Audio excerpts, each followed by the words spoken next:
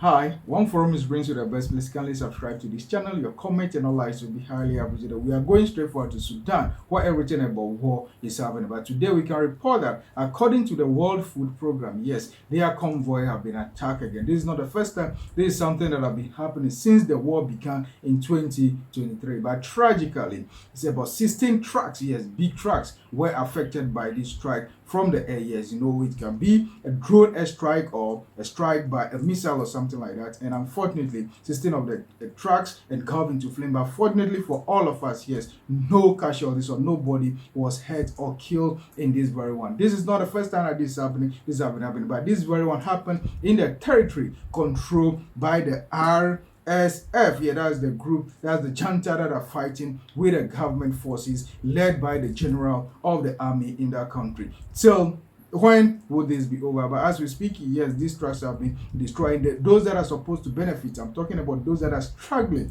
as a result of the war, they are supposed to benefit from this, because this is something that WFP will provide in a shelter or in a displaced camp, as well as those that are not well fed in their communities. But over the years, yes, since 2023, I'm talking about the two factions. I'm talking about both the government forces as well as the RSF. They find it very difficult to allow these people, humanitarian workers, to be able to move items from one side of the country to the other. And this very one happened in a town that they are calling. This very thing happened on Wednesday, yes, and it happened in a town that they are calling Melit. Yes, Melit is one of the towns that are under the control of the RSF. This one is just about power struggle. It's not anything much. It's about power struggle that if the two opposing forces decide to come together and resolve, they can easily resolve it. But civilians, yes, they are the casualties of the children as well as their mothers. Yes, they are the casualties that we are finding, and they are people that are going through these difficulties. And only God knows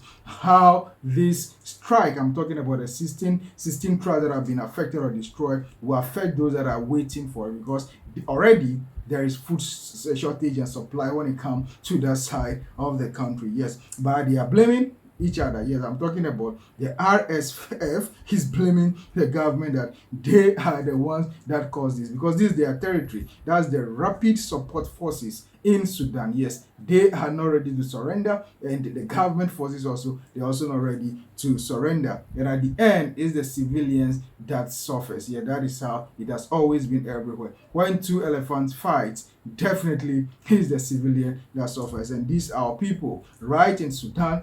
A lot of things happening. And according to the report that we have, over 12 million have been displaced. I'm talking about 1 up to 12 million human beings have been displaced in that country. Not only that, 4.5 million of them also ran away. That is those that fled the country as a result of war and living in the neighboring countries like Uganda, Rwanda, and other parts of that region. Yes, it's not easy in that very vicinity. And this very thing, this very attack happened right in El Fasher. Yeah, that is a suburb under the control and command of the RSF. Yes, when will peace come to Sudan? That is what we are all hoping for. But those that are working hard, the humanitarian workers, yes, please, we are pleading with you, protect yourself and be safe all the time. Let there be proper route for you before you embark on this journey. It's a journey that you are doing for all of us. Yes, you are doing for the whole of Africa and the whole world, and we want you and we need you alive. That is why there is a need for you to protect yourself all the time. If possible,